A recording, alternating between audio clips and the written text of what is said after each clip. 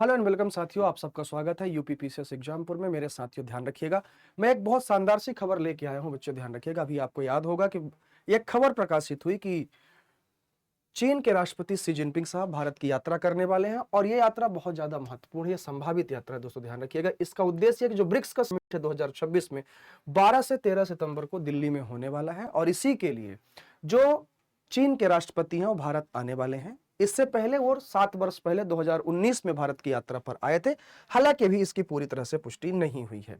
जब ये पिछली बार भारत में आए थे तो 200 ऑफिशियल्स के साथ आए थे, इस बार इनकी संख्या 400 होने की संभावना है और इतना बड़ा ऑफिशियल ग्रुप का होना यह दर्शाता है कि यात्रा कितनी महत्वपूर्ण होने वाली है। ठीक है ना। अब सवाल यह पैदा होता है कि जो भारत और चीन के रिश्ते रहे वो कैसे बदलते रहे हैं।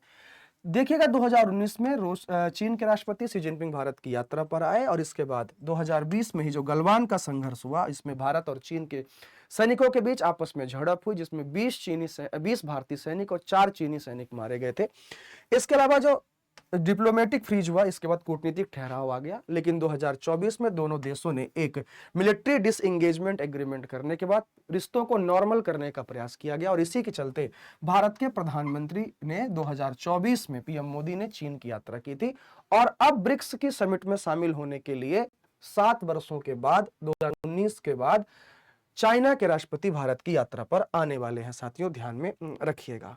अब इसमें सबसे बड़ी समस्या होती है, समस्या यह है कि भारत और चीन के बीच में 3800 किलोमीटर लंबी एक विवादित सीमा है और उसको सुलझाने के लिए जब भी हम प्रयास करते हैं तो कोई ना कोई सीमा विवाद सामने आ जाता है। जैसे गलवान का संकट हुआ और इसके बाद हाल ही में आपने देखा होगा कि चाहे लद्दाख के क्षेत्र को लेकर हो, चाहे अरुणाचल के क्षेत्र को लेकर के हो, लगातार चाइना भारत के क्षेत्रों में दखलंदाजी करता हुआ दिखाई दे रहा है, जिस कारण से दोनों देशों के रिश्ते आपस में क्या होते रहते हैं, प्रभावित होते रहते हैं। इस बात को भी साथियों ध्यान में रखिएगा।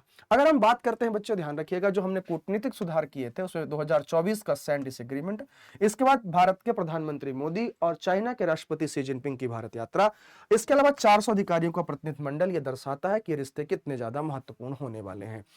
अब समस्या कहां पे आती है कि जो ये हमारे सीमा विवाद है, गलवान का संकट है, जो करंट का भू राजनीतिक जियोपॉलिटिकल टेंशन चल रहा है, इस कारण से ये वार्ता कितनी सफल हो पाएगी, कैसे हो पाएगी, वो भविष्य में देखा जाएगा। हालांकि उस पर अभी टिप्पणी करना उचित नहीं है क्योंकि बैठक अभी तक हुई नहीं है। अगर देखा जाए तो इसमें जो मेन एजेंडा रहने वाला है वो दोनों देशों में जो सीमा विवाद है उसको नियंत्रित करना, उसको नियंत्रण में लेके आना, पॉलिटिकल रिलेशन जो दोनों देशों के बीच है उसको सुधारना और द्विपक्षीय वार्ता को बढ़ाना। अब से ब्रिक्स तो बहुपक्षीय है, ठीक है, लेकिन यहां पे एक देखना पड़ेगा कि दोनों पक्षों के बीच कितनी सहमति हो पाती है, इसे ध्यान रखिएगा। और इसी क्रम में कि और कोई बात ना बिगड़े, बात अच्छी बनी रहे, इसी के लिए भारत के एनएसए अजीत डोभाल ने चाइना की यात्रा की है और वहां वांग ई के साथ बैठ करके इस सारे मुद्दों पर चर्चा हो चुकी है। ठीक है ना। अब इसमें सबसे बड़ी समस्या क्या पैदा हो रही कि अमेरिका एक उत्प्रेरक के रूप में कार्य कर रहा है।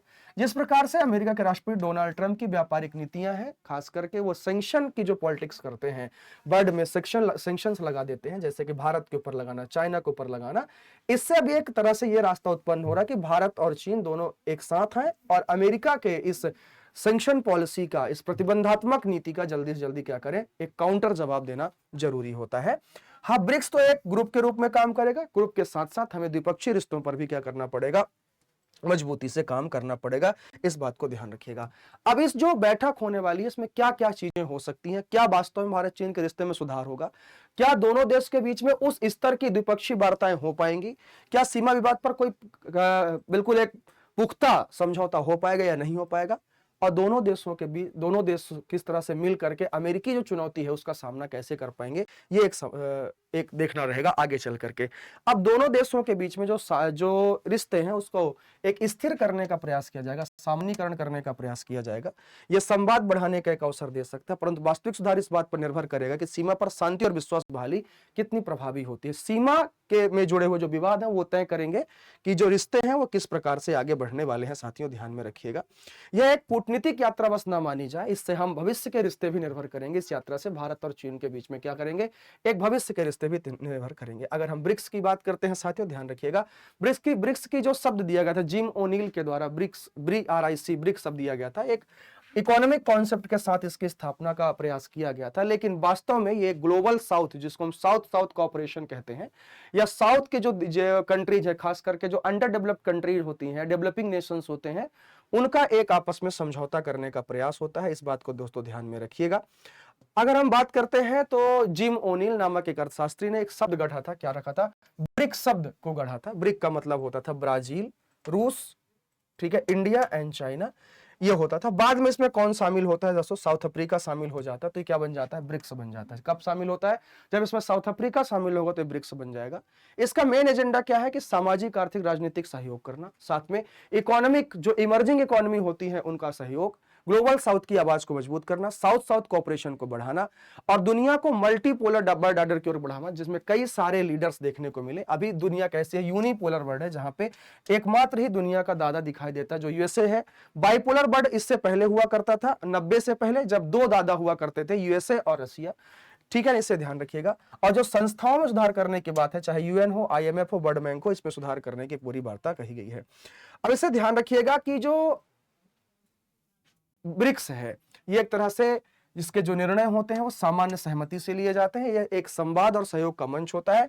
इसमें कोई ट्रीटी बेस्ड संगठन नहीं है, इसमें कोई स्थायी सचिवालय भी नहीं होता है और इसका कोई स्थायी बजट भी नहीं है। हालांकि इसको और मजबूत करने के लिए एनडीबी की जरूरी स्थापना की गई थी। ब्रिक्स शब्द का जन्म 2001 में होता है। 2006 में राजनीतिक सहयोग की शुरुआत होती है और इसकी पहली बैठक, जो इसके विदेश मंत्रियों की पहली बैठक होती है, 2006 में होती है।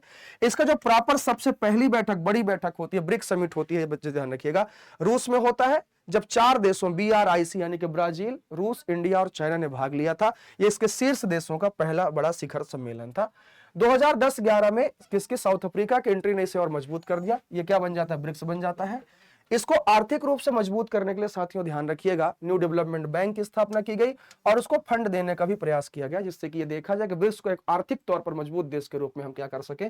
बना सके। तो ब्रिक्स को क्या करना है? आर्थिक तौर पर मजबूत करने का भी प्रयास किया गया है, जो कि IMF या वर्ल्ड बैंक की संस्था के जैसे ब्रिक देशों के लिए, खास करके ग्लोबल साउथ के लिए, एक इकोनॉमिक बैकबोन के रूप में हम उसे तैयार कर सके। अब ये कितना प्रभावी हो पाएगा, आगे आने वाले वर्षों में देखा जाएगा, इस बात को ध्यान रखिएगा। हालांकि 2023 में इसका सबसे बड़ा एक्सपेंशन देखने को मिला, जिसमें कई नए देशों को शामिल किया गया। उसमें से इजिप्ट, इथियोपिया, ईरान और यूएई जैसे नए देश शामिल थे, इनको सदस्य बनाया गया। और 2025 में ग्लोबल साउथ को और मजबूत करने के लिए इंडोनेशिया को भी शामिल किया गया। इस तरह से ब्रिक्स का क्या होता रहा? विस्तार होता रहा। तो ब्रिक्स अपने आप को एक क्षेत्रीय संगठन से ज्यादा एक अपने आप को ग्लोबल संगठन के रूप में स्थापित करने का प्रयास कर रहा है।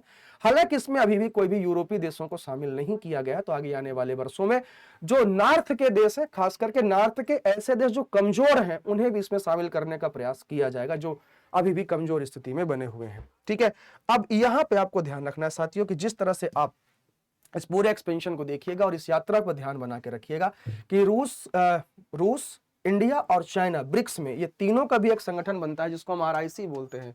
क्या बोलते हैं? RIC बोलते हैं। इनका भी बैठक होगा। इनमें क्या निर्णय निकलता है? ये जो तिर्यक गुट बनने वाला है, यहां पर क्या निर्णय निकलता है? BRICS के क्या निर्णय होने वाले हैं? ब्रिक्स में क्या निर्णय होते हैं? इंडिया रूस के रिश्ते में क्या होगा, या इंडिया चाइना के रिश्ते क्या होंगे? ये पूरा का पूरा सेगमेंट हमें देखना पड़ेगा। लेकिन सबसे बड़ा चर्चा का विषय रहेगा भारत और चीन के राष्ट्राध्यक्षों के बीच में आपस की वार्ताएं। देखते हैं क्या होता है। थैंक यू, बने रहिए। अगर आपने यूपीपीसीएस की तैयारी अभी तक शुरू नहीं की है तो जल्दी शुरू कर लीजिए। आरंभ बैच को ज्वाइन करना मत भूलिए। मात्र 1999 रुपए में प्री निकलवाने की पूरी गारंटी, 90 दिन का क्रैश कोर्स, जल्दी से ज्वाइन करिए। Thank you guys.